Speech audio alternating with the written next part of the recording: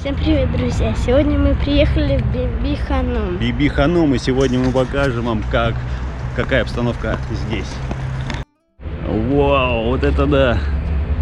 Красотища, да? Смотри, такое величественное здание такое. Без преувеличения можно сказать, что Биби-Ханум – одно из самых больших и значительных религиозных памятников исламского мира.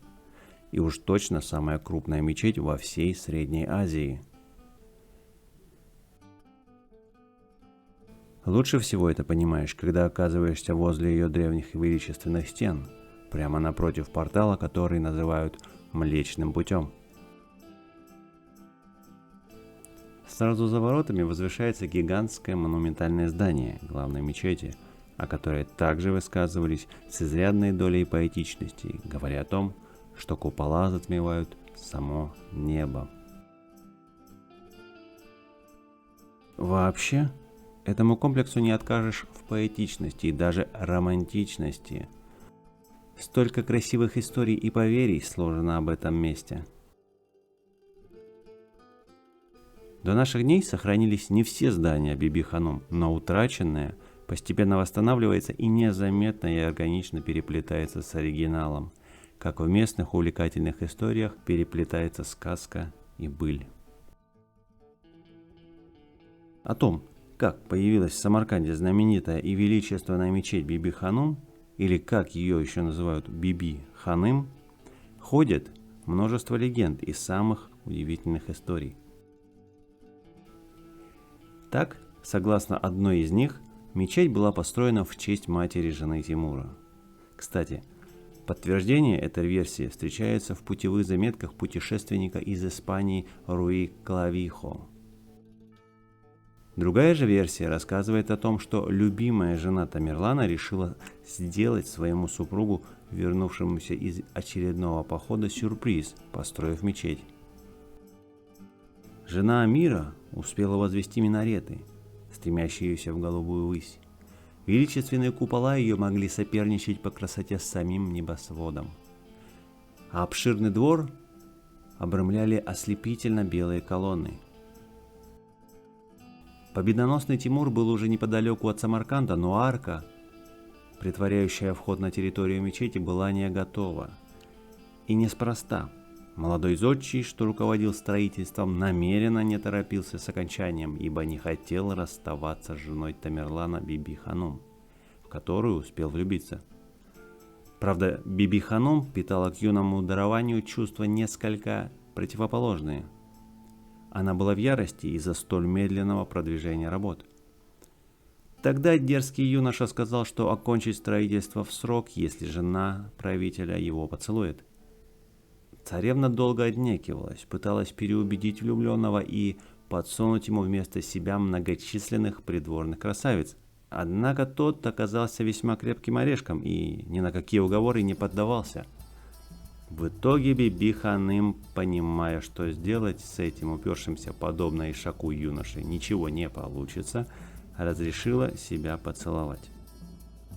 Поцелуй был настолько горячим, что оставил небольшое пятнышко на щеке жены Тамерлана. Когда же, наконец, в город прибыл муж и увидел следы поцелуя, он пришел в ярость и велел схватить наглеца, который к тому моменту уже был очень далеко от Самарканда.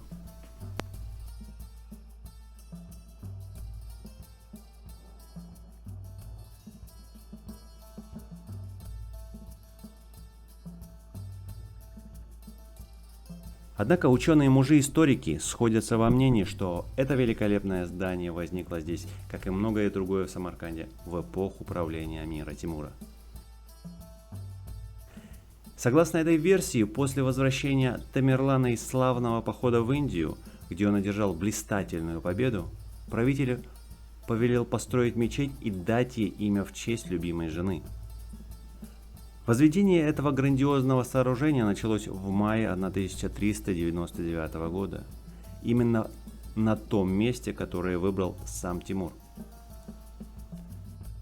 К строительству и оформлению мечети были привлечены мастера и зодчие из множества восточных стран. И нужно сказать, что все они были большими знатоками своего дела. Здесь трудились представители Азербайджана, Индостана, Хорасана, Фарса и многих других земель. Этим ступенькам, Давид, более 400 лет, так что поаккуратнее. Кроме того, еще около 500 человек трудились на каменоломнях, откуда камень доставляли в Самарканд. Но людей было мало, и поэтому сюда из Индии пригнали около 100 слонов. Благодаря всем этим титаническим условиям мечеть была построена в очень короткие для того времени сроки, всего за 5 лет, что, учитывая ее поистине грандиозный размах, кажется сущей безделицей.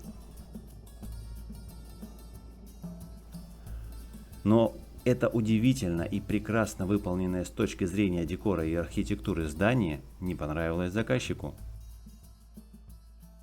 Импульсивный и скромный на расправу Тамерлан повелел посадить под арест Хаджу Махмуда Давида и Мухаммеда, руководящих строительством культурного сооружения.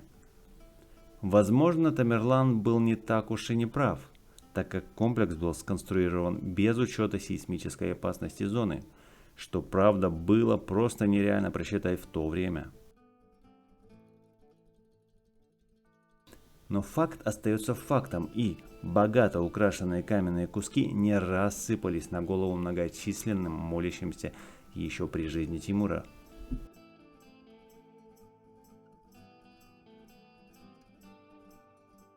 Некогда все постройки мечети были едины, а все благодаря галерее с 480 колоннами из мрамора. Главный входной портал находился в восточной стороне двора, и его высота достигала 33 метров, а ширина более 45. Вход в главную мечеть, что был расположен прямо напротив портала, украшали массивные, выполненные из металла ворота и мраморные плиты с затейливой резьбой.